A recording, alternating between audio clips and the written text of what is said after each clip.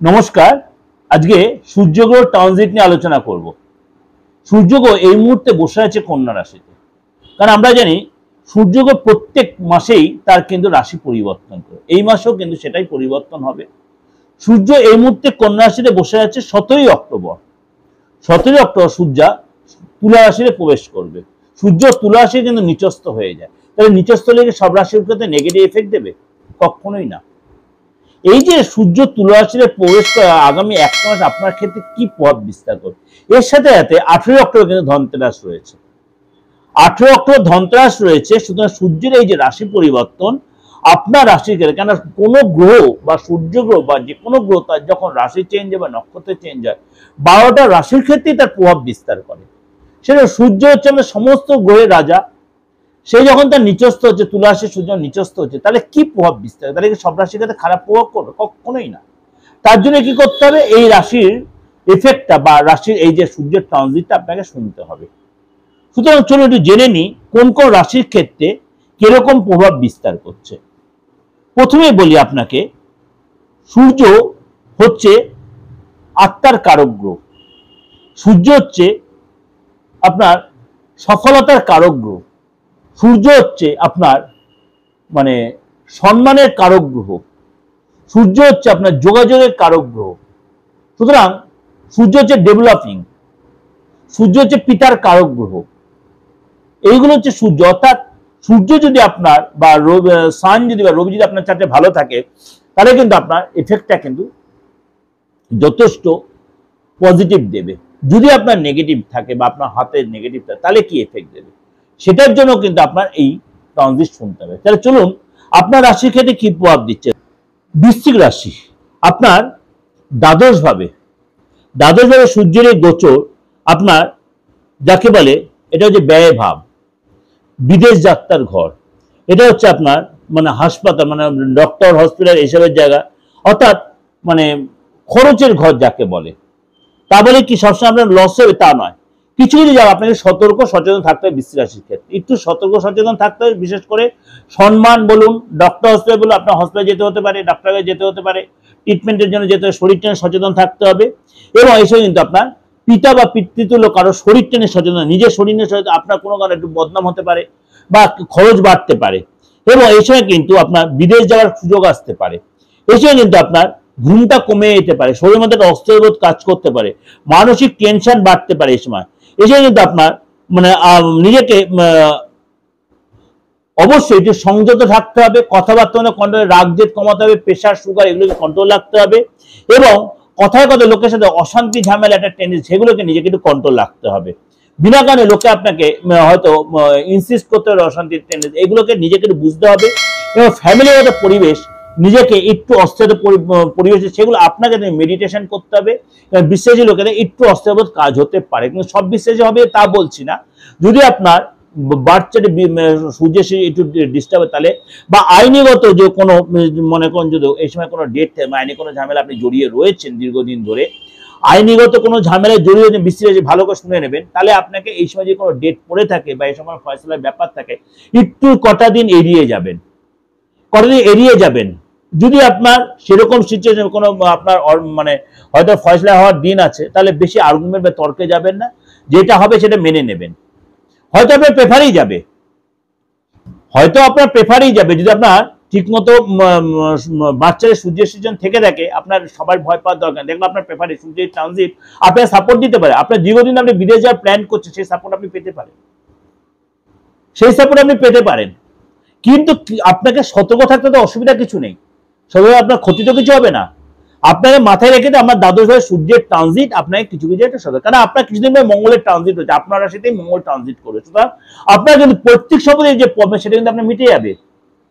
মঙ্গলের ট্রানজিটে বলবে, আলোচনাগুলো করবো, ভয় পাওয়ার কিছু নেই। আমি সূর্যের ট্রানজিটে বলছি 27 তারিখে মঙ্গলের ট্রানজিট হবে। 27 তারিখে মঙ্গল আপনার রাশিতেই যাবে। সেটা আমি প্রোগ্রাম শুনে তখন দিয়ে আবার আপনার ডেভেলপ দেবে। সুতরাং আপনাকে কিছু কিছু জায়গায় একটু সতর্ক সচেতন থাকতে হবে। বিশেষ করে আপনি সরকারি রিলেটেড কোনো কাজের জায়গায় আপনি একটু দাঁড়িয়ে যাবেন যতদিন না মঙ্গল ট্রানজিট হচ্ছে। মঙ্গল যখন ট্রানজিটে দেখুন, আপনার এই সূর্যের ট্রানজিটের গল্পটা অনেকটা আপনার খবর, কারণ সূর্যের যে পাওয়ার মঙ্গলও সে একই পাওয়ার। সূর্য আর মঙ্গলের সেম পাওয়ার। মঙ্গল আপনার দ্বাদশ হাউসে বসে আছে, 27 তারিখে মঙ্গল আপনার রাশিতে চেঞ্জ করে যখন আপনার নিজ রাশিতে গমন করবে, দেখবেন সূর্যের পাওয়ার অনেকটাই সেখানে নেগেটিভ ভাবটা অনেকটাই কমিয়ে দিতে পারবে। মাথায় রাখবেন, মাইন্ডলি। সুতরাং আপনি ভয় পাবেন না বিশ্বাসী লোকেরা, আপনার জন্য দিনটা ভালোই আসছে। কিছুদিন আপনার 8-10 দিন আপনাকে সতর্ক সংযম থাকবে, অর্থাৎ 17 অক্টোবর টু 27-28 অক্টোবর পর্যন্ত আপনাকে সতর্ক সচেতন থাকতে হবে। বিশেষ করে সরকারের ব্যাপারে, কোথায় ইনভেস্টের ব্যাপারে, বা আপনি সরকারি চাকরি করছেন বা সরকারি কোনো কাজ আটকে রয়েছে, সরকারি কোনো সংস্থা আপনার কোনো টেন্ডার বা কোনো ফাইল আটকে, সেগুলো একটু আপনি মানে স্টপ করে যাবেন, তাহলে আপনার জন্য সেটা ভালো হবে। বা আইনি কোনো ঝামেলা আপনি জড়িয়ে রয়েছেন, আপনি কটা দিয়ে একটু দাঁড়িয়ে যাবেন, অর্থাৎ আপনাকে একটু মানে ওয়েট করে নিতে বলছি। তাহলে আফটার 27 দেখুন তখন আপনার সময়টা ফেভারে, যখন মঙ্গল ট্রানজিট আপনার যদি মঙ্গল ট্রানজিট প্রোগ্রাম দেবো, তখন আপনি একটু ক্লিয়ার হয়ে যাবে আপনার ক্ষেত্রে। এই হলো আপনার ক্ষেত্রে বিশ্বাসী একটু সতর্ক। এবার শরীর নিয়ে সাবধান, ডক্টর হয়ে যেতে হবে আপনার জন্য, আপনার ফ্যামিলি কারোর জন্য, বিশেষ করে বাবা বা মায়ের জন্য, বা আপনার বিশেষ করে আপনার নিজের শরীর নিয়ে সচেতন হবেন। কোনো কারণে আপনার ডক্টর হয়ে যেতে হতে পারে, যার সম্ভাবনা প্রবল রয়েছে। বিদেশ যাত্রার প্রবল সম্ভাবনা, বিদেশ যেতে পারে। এই যে কিন্তু ব্যয় হতে পারে, আপনার কোনো কারণে খরচ, হয়তো ইনকাম হবে, ইনকামের সাথে আপনার খরচও বাড়বে। এবং আপনাকে এই সময় শরীর স্বাস্থ্য সচেতন হতে, কথাবার্তা সচেতন হবে, ইগো ভাবটা আপনার একদম ত্যাগ করতে, ইগো ভাবটা অ্যাটিটিউড চেঞ্জ করতে হবে। এবং এই সময় কিন্তু আপনার মানে দেখা গেল ঘুমটা কমে গেল, অস্থিরতা ভাব করা যেত, টেনশন বাড়তে, হওয়া কাজ কেটে যেতে হবে। এগুলো আপনাকে একটু আপনাকে মানে আত্মশুদ্ধি, মানে নিজেকে আত্মশুদ্ধি করতে হবে, আপনাকে অনেক মেডিটেশন করতে হবে, এগুলো কিন্তু আপনি, এবং আপনাকে অনেক বেশি নিজেকে সংযত হতে হবে। যেটা ওভারঅল একটা কনসাল্ট করলাম আপনাকে, অবশ্যই ভালো লাগবে, অবশ্যই লাইক করবেন, শেয়ার করবেন। যদি দেখছেন কোনো প্রবলেম সাফার করছেন, ব্যক্তিগতভাবে আপনার বাচ্চাটা কাউকে দেখাবেন, ব্যক্তিগতভাবে আপনার বাচ্চাটা একটু কাউকে দেখিয়ে নেবেন, আপনার হাতটা দেখাবেন, আপনার হাতের রবির সিচুয়েশনে কেমন আছে। তারপরে একটা চুনি পরে কখনোই তা করবেন না। তুলারাশি লোকের চুনি পড়তে একটু চিন্তা ভাবনা করে পড়তে হবে, চুনি সবার জন্য নয়। তাহলে কি সূর্যের মন্ত্র জপ করবেন, সেটা আপনার বার্থ চার্ট বলবে আপনার অ্যাকচুয়াল কি প্রতিকার বা কি রেমিডিয়াল মেজারমেন্ট দেওয়া উচিত, বা তন্ত্রমতে কোনো প্রতিকার দরকার, সেটাও আপনার সেই প্রপার অ্যাস্ট্রোলজি আপনার বা প্রপার তান্ত্রিক আপনার গাইড করে দেবে। অবশ্যই তাহলে আপনি কারোর সাথে কনসাল্ট করে নেবেন।